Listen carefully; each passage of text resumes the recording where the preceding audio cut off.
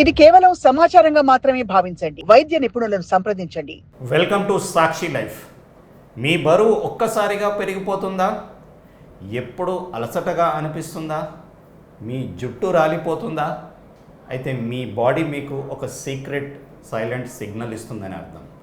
World thyroid day సందర్భంగా మనం ఈరోజు థైరాయిడ్కి సంబంధించిన విషయాలు తెలుసుకోవడానికి యశోద హాస్పిటల్కి వచ్చాం, సెకండ్రాబాద్ సెంటర్.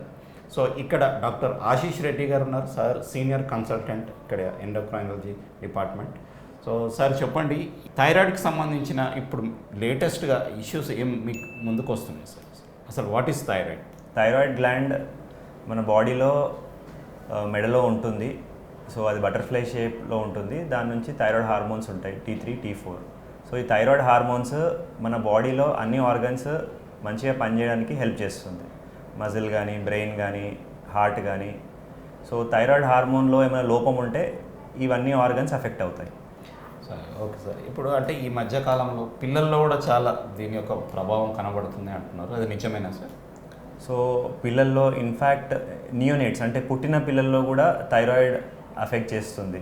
ఎందుకంటే కంజెనిటల్ హైపోథైరాయిడిజం అంటాం. సో ఇది పుట్టిన బేబీస్లో కూడా ఉండొచ్చు. మనకు మహిళల్లోనే ఎక్కువ థైరాయిడ్ ఇష్యూస్ ఎందుకు కనబడుతుంది? సో కామన్గా అందరం ఏమనుకుంటామంటే థైరాయిడ్ ఓన్లీ లేడీస్లో వస్తుంది అనుకుంటాం, కానీ బోత్ లేడీస్లో జెంట్స్లో ఇద్దరిలో వస్తుంది అనమాట. కానీ లేడీస్లో ఎందుకు ఎక్కువ అంటే, సో లేడీస్లో మనకు ఎక్స్ట్రా ఎక్స్ క్రోమోజోమ్ ఉంటుంది. సో ఆడవాళ్ళలో 46XX అంటాం, మగవాళ్ళలో 46XY అంటాం. సో ఎక్స్ట్రా ఎక్స్ క్రోమోజోమ్ ఉండడం వల్ల వాళ్ళు ఎక్కువ ఆటో ఇమ్యూన్ డిసీజెస్ వచ్చే అవకాశం ఉంటుంది. అలానే ఈస్ట్రోజన్ కూడా ఎక్కువ ఉండడం వల్ల ఆటో ఇమ్యూనిటీతో సంబంధం ఉంటుంది. So auto immune disorders as నార్మల్గా లేడీస్లో ఎక్కువ ఉంటుంది. సో థైరాయిడ్ కూడా ఎక్కువ శాతం లేడీస్లో చూస్తాం. సార్ మనకి ఇప్పుడు దీంట్లో హైపర్ థైరాయిడ్ అని మనం అంటే గూగుల్లో వెతికినప్పుడు కనబడుతూ ఉంటాయి. అసలు ఏంటి సార్ దీంట్లో ఉన్న డిఫరెన్స్? సో థైరాయిడ్లో మెయిన్లీ 2 రకాల ప్రాబ్లమ్స్ ఉంటుంది. ఒకటి హైపోథైరాయిడిజం, ఇంకోటి హైపర్ థైరాయిడిజం. సో హైపోథైరాయిడిజం అంటే మన థైరాయిడ్ గ్లాండ్ సరిగ్గా పనిచేయకపోతాయి. సో అప్పుడు థైరాయిడ్ హార్మోన్ డెఫిషియన్సీస్ ఉంటాయి. T3, T4 లెవెల్స్ తక్కువ ఉండి TSH హార్మోన్ ఎక్కువ ఉంటుందన్నమాట. సో ఈ ప్రాబ్లం ఉన్న వాళ్ళల్లో నార్మల్గా బరువు ఎక్కువగా పెరగడము, హెయిర్ ఫాల్ ఉండడము, ముఖం వాపు ఉండడము, కాళ్ళ వాపులు ఉండడము, బాడీ స్వెల్లింగ్ ఉండడము, ఇది లేడీస్లో ఈ మెన్సెన్స్ ఇర్రెగ్యులారిటీ ఉండడము, తర్వాత వీక్నెస్, రకరకాల ప్రాబ్లమ్స్ చూడొచ్చు. ఇంకో దాంట్లో సార్ హైపర్ థైరాయిడిజంలో థైరాయిడ్ గ్లాండ్ ఎక్కువగా పనిచేస్తుంది. సో దీంట్లో T4, T3 ఎక్కువ ఉంటాయి అండ్ TSH లో ఉంటుంది. సో దీంట్లో వెయిట్ లాస్ ఉంటుంది. ఆకలి ఎక్కువ ఉన్నప్పటికీ వెయిట్ లాస్ అవుతారు. తర్వాత కాలు చేతులు వనకడము, గుండె దడ, హార్ట్ బీట్ ఎక్కువ ఉండడము, తర్వాత యాంగ్జైటీ, మరియు ఎక్కువగా చెమటలు రావడము, కొంతమందిలో కళ్ళు పెద్దగా ఉండడము, ఆఫ్థల్మోపతి అంటాము. ఇది రెండిట్లో ఎక్కువ ఏది డిటెక్ట్ అవుతుంటుంది సార్ మీ పేషెంట్స్లో? సో హైపోథైరాయిడిజం చాలా కామన్ అనమాట. ఓకే. సో ఇప్పుడు 10 పేషెంట్లు థైరాయిడ్ పేషెంట్స్ ఉంటే 8 to 9 పేషెంట్స్కి హైపోథైరాయిడమే ఉంటుంది, 1 పేషెంట్కి హైపర్ థైరాయిడ్ ఉండొచ్చు. సో హైపోథైరాయిడ్ చాలా కామన్. ఓకే సార్, ఇప్పుడు బరువు ఎక్కువ ఉన్న తక్కువ ఉన్న కష్టమే అంటారు థైరాయిడ్ వాళ్ళకి, ఎందుకని అర్థం కాలేదు. అంటే వెయిట్ రిలేటెడ్గా ఉంటుందా సార్? థైరాయిడ్ ఉంటే వెయిట్ ఎక్కువ అయిపోతుంది, లేకపోతే వెయిట్ తగ్గిపోతుంది? సో అదే హైపోథైరాయిడిజంలో వెయిట్ ఎక్కువ పెరుగుతారు అండ్ ఈజీగా ఏమంటాం తగ్గరు అనమాట బరువు. ఓకే. హైపర్ థైరాయిడిజంలో ఉల్టా. సో మనకు ఆకలి ఎక్కువ ఉన్నప్పటికీ వెయిట్ తక్కువ అవుతారు, వెయిట్ లాస్ అవుతూ ఉంటారు అనమాట. సార్ ఇప్పుడు ఈ థైరాయిడ్ సమస్యలు ఉన్న వాళ్ళు సార్ అంటే ఇన్ఫెర్టిలిటీ ఇష్యూస్ కూడా వచ్చే ప్రభావం ఉందా? So both hypothyroidism, hyper thyroidism రెండింటికి ఇన్ఫర్టిలిటీతో సంబంధం ఉంటుంది. ఇన్ఫ్యాక్ట్ మనము ప్రెగ్నెన్సీ ప్లాన్ చేసుకునే వాళ్ళు ప్రతి కపుల్లో మనం థైరాయిడ్ ఎవాల్యుయేట్ చేయాల్సి ఉంటుంది అండ్ ప్రాబ్లం ఏమన్నా ఉంటే దాన్ని ట్రీట్ చేయాల్సి ఉంటుంది. అంటే సార్ అంటే ప్రెగ్నెన్సీకి ఇష్యూస్ ఉంటాయి సార్? ప్రెగ్నెన్సీ రావడానికి ఏమన్నా? సో ప్రెగ్నెన్సీ ప్లాన్ చేసుకునే వాళ్ళలో ప్రెగ్నెంట్ అవ్వకపోతే థైరాయిడ్ ఖచ్చితంగా ఎవాల్యుయేట్ చేయాలి అండ్ ట్రీట్ చేయాలి. కానీ అదొకటే కారణం ఉండకపోవచ్చు. ఫర్ ఎగ్జాంపుల్ పేషెంట్కి థైరాయిడ్ ప్రాబ్లం ఉంది, మనం ట్రీట్ చేసినాం, ఇప్పుడు థైరాయిడ్ కంట్రోల్లో ఉంటే అప్పుడు యూజువల్లీ ప్రాబ్లం ఏమి ఉండదు. సో అది లేకున్నా కూడా కంపల్సరీ అయిందా సార్ ఇప్పుడు ప్రెగ్నెంట్ ఉమెన్ కానీ ఇప్పుడు మనం IVF సెంటర్స్ వాటిల్లో కూడా ఐవీఎఫ్ ప్రొసీజర్స్ అవి చేయాలన్నా కానీ ఖచ్చితంగా థైరాయిడ్ లెవెల్స్ కంట్రోల్లో ఉంటేనే అప్పుడు చేస్తారు. సార్ కొంతమంది డిప్రెషన్కి లోన్ అవుతుంటారు, యాంగ్జైటీకి లోన్ అవుతుంటారు. ఇది థైరాయిడ్ వలన ఉండొచ్చు అని చెప్పుకోవచ్చాము. అవి మన సిమ్టమ్స్ అంటే థైరాయిడ్కి మూడ్ స్వింగ్స్కి, డిప్రెషన్కి, యాంగ్జైటీకి సంబంధం ఉంటుంది. ఎస్పెషల్లీ హైపోథైరాయిడిజంకి కొంచెం డిప్రెషన్కి అసోసియేషన్ ఉంటుంది, బట్ అదొకటే కారణం ఉండకపోవచ్చు. అండ్ యాంగ్జైటీకి హైపర్ థైరాయిడిజంకి అసోసియేషన్. సరే, ఇప్పుడు మనకు చెప్పుకోవాలనుకుంటే ఇప్పుడు సిమ్టమ్స్ ఏమి కనబడతాయా, ఏమైనా ఉంటాయా అసలు? సో అందరి పేషెంట్స్లో సిమ్టమ్స్ ఉండాలని రూల్ ఏం లేదు. మనకు sub clinical hypothyroidism, sub clinical hyper thyroidism. So వీటిలో ఏంటంటే మనకు టీఎస్హెచ్ ఒకటే హై ఆర్ లో ఉండొచ్చు, T3 T4 నార్మల్ ఉండొచ్చు అనమాట. సో రొటీన్ హెల్త్ ఎవాల్యుయేషన్లో మనకు రిపోర్ట్స్లో అబ్నార్మాలిటీ ఉంటుంది. సో సిమ్టమ్స్ అంటూ చాలా మందిలో కనబడడం అంటుంటారు కదా సార్ థైరాయిడ్లో ఉన్న వాళ్ళకు. సో ఖచ్చితంగా ఉండాలని రూల్ ఏం లేదు. సో జనరల్ చెకప్ అందరికీ మీరు సజెస్ట్ చేస్తారా? కొంచెం అనుమానం ఉంటే. ఇప్పటికైతే యూనివర్సల్గా అందరికీ చెక్ చేయాలని అయితే ఏమీ గైడ్లైన్స్ లేవు. బట్ ఎవరైనా ఫర్ ఎగ్జాంపుల్ ఈ యంగ్ కపుల్ ప్లానింగ్ ప్రెగ్నెన్సీ కానీ, లేకపోతే unexplained weight loss or weight gain, infertility issues, pregnancy, ఇలాంటి వాటిలలో చేసుకోవడం better. Okay sir. Hair loss ఎక్కువ ఉంటుందా సార్ మేల్ అండ్ ఫీమేల్స్లో థైరాయిడ్ ఇష్యూ? సో హైపోథైరాయిడిజంకి హెయిర్ ఫాల్కి డెఫినెట్లీ సంబంధం ఉంటుంది. ఎందుకంటే ఇప్పుడు హెయిర్ ఫాల్ అని వెళ్ళిన డర్మటాలజిస్ట్కి వెళ్తే వాళ్ళు కూడా అందరికి థైరాయిడ్ టెస్ట్ చేస్తున్నారు, అండ్ చాలామందికి థైరాయిడ్ లోపం ఉంటుంది.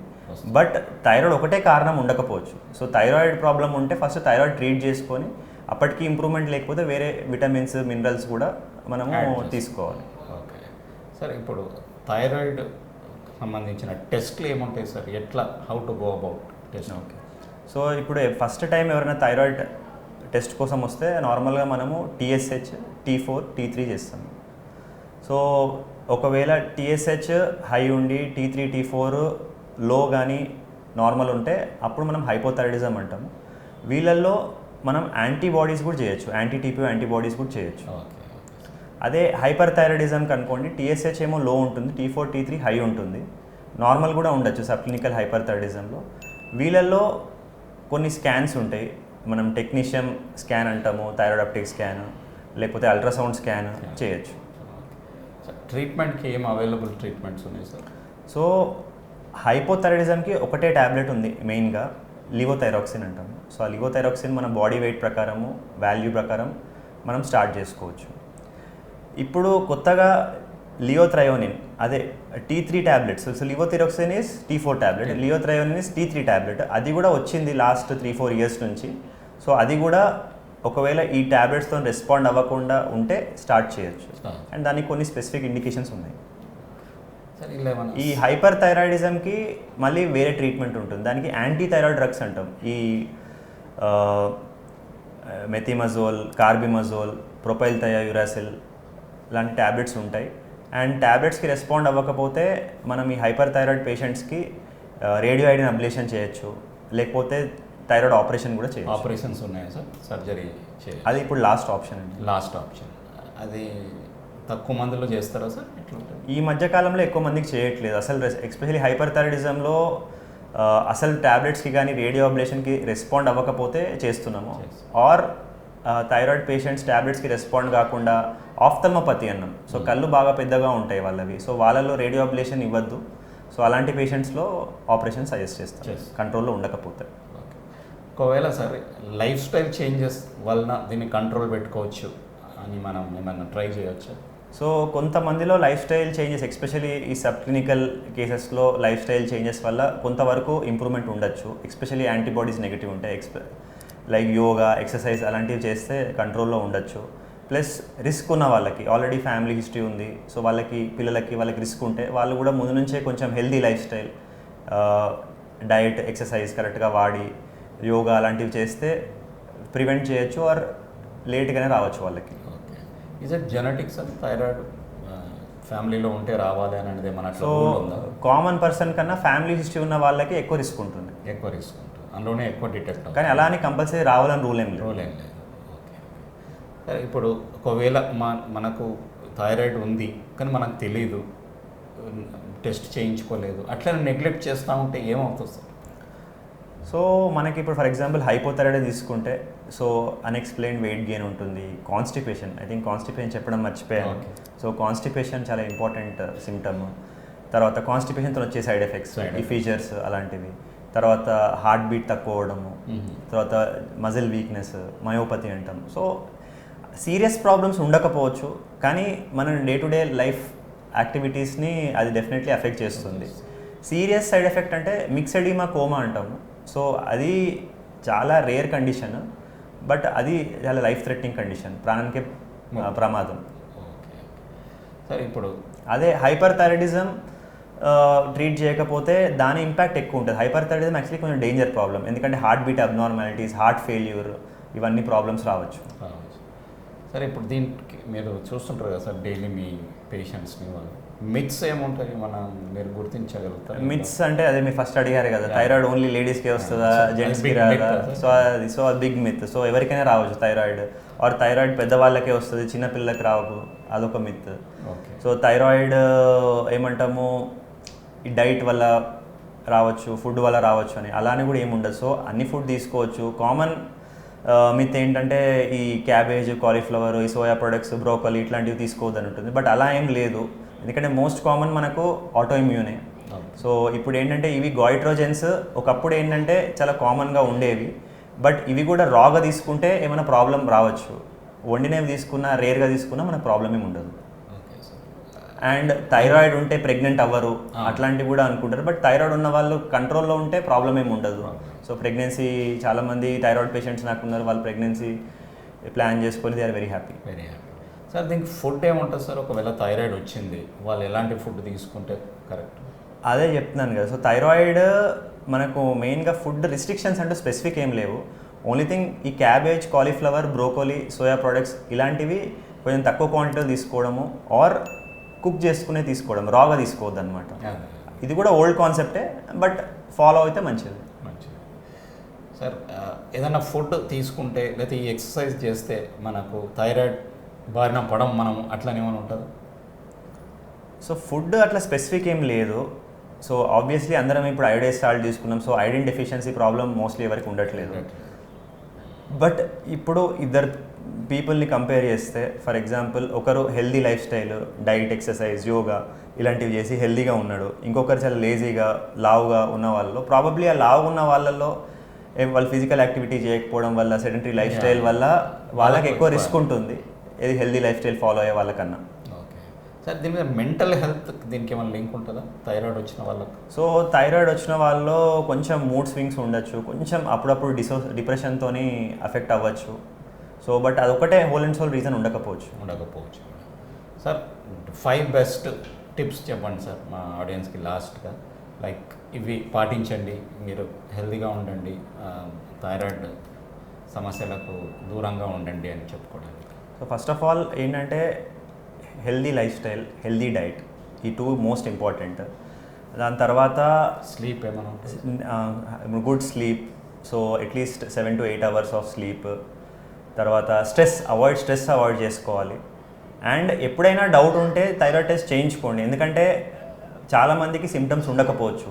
సో ఎప్పుడైనా మీకు ఏమైనా unexplained, if you feel something is abnormal in you, unexplained weakness కానీ, అన్ఎక్స్ప్లెయిన్డ్గా ఏమంటాము మూడ్ స్వింగ్స్ కానీ, లేకుంటే ఎస్పెషల్లీ గర్ల్స్లో ఈ మెన్స్ట్రల్ ఇర్రెగ్యులారిటీ, పీరియడ్స్లో ప్రాబ్లం ఉంటే థైరాయిడ్ టెస్ట్ చేయించుకోండి. అండ్ రిపోర్ట్ అబ్నార్మల్ ఉంటే థైరాయిడ్ డాక్టర్ని కలవండి. డాక్టర్ గారు, ఇక్కడ చాలామందికి ఏదో థైరాయిడ్ స్వెల్లింగ్ ఉన్నదని వాళ్ళు భయపెడుతూ ఉంటారు, కొంతమంది వాళ్ళు కూడా ఫీల్ అవుతూ ఉంటారు చూసినప్పుడు, వాళ్ళు ఏం చేయాలి? సో ఇప్పుడు మనకు బోత్ హైపోథైరాయిడిజంలో, హైపర్ థైరాయిడిజంలో ఈ రెండింటిలో స్వెల్లింగ్ ఉంటుంది. సో ఆ ట్రీట్మెంట్ తీసుకుంటే తగ్గిపోతుంది. అలా కాకుండా కూడా నార్మల్గా మల్టీనాడ్యులర్ గాయిటర్ కానీ, సాలిటరీ థైరాయిడ్ నాడ్యూల్ అని ఉంటుందన్నమాట.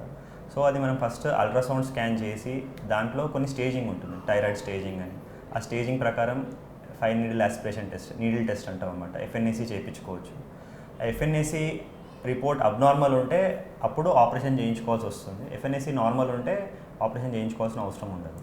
వెరీ రేర్గా FNACలో క్యాన్సర్ లాంటి లక్షణాలు ఉంటే అప్పుడు ఖచ్చితంగా ఆపరేషన్ చేయించుకోవాల్సి ఉంటుంది. అట్లా అది కూడా ఇది సార్, క్యాన్సర్ కూడా ఉండొచ్చు కొన్ని సందర్భాలు. సో నెగ్లెక్ట్ చేయడానికి లేదు, ఎందుకంటే ఇప్పుడు థైరాయిడ్ క్యాన్సర్ ఉన్నా అది మన లివర్, లంగ్ క్యాన్సర్ లాంటి సీరియస్ ప్రాబ్లం ఉండదు. ఫస్టే డిటెక్ట్ చేసి ఆపరేషన్ చేసుకుంటే క్యూర్ రేట్ 100% ఉంటుంది most of the times. Okay sir. ఈ క్యాన్సర్, థైరాయిడ్ క్యాన్సర్ వాళ్ళకి ఏమన్నా టొబాకోతో లింక్ ఉంటుందా సార్? స్పెసిఫికల్లీ టొబాకో లింక్ ఏమి ఉండదు. ఇది కూడా మోస్ట్లీ లేడీస్లోనే కామన్ అనమాట. ఓకే. సో ఇది మనం చూసుకున్నట్టయితే థైరాయిడ్ సంబంధిత సమస్యలు మనం చూసుకుంటే అవి చాలా మటుకు సిమ్టమ్స్ కనబడవు అంటున్నారు.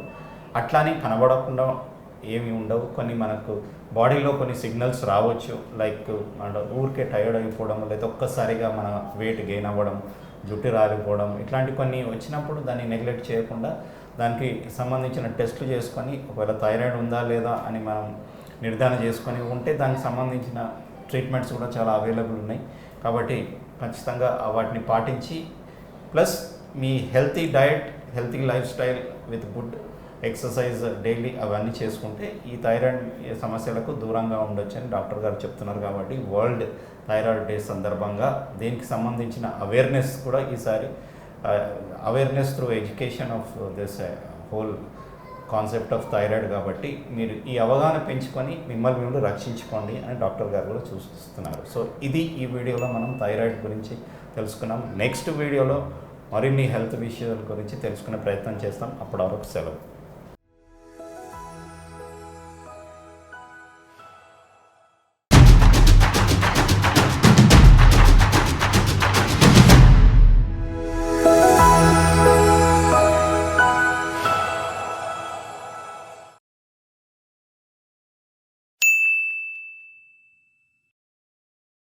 సాక్షి టీవీ ప్రసారాలను నిలిపివేయటం చట్టరీత్యా నేరం. సాక్షి టీవీ ప్రసారాల కోసం మీ స్థానిక కేబుల్ ఆపరేటర్ను వెంటనే సంప్రదించండి. DTHలో, ఇంటర్నెట్లో కూడా సాక్షి టీవీ ప్రసారాలను వీక్షించవచ్చు.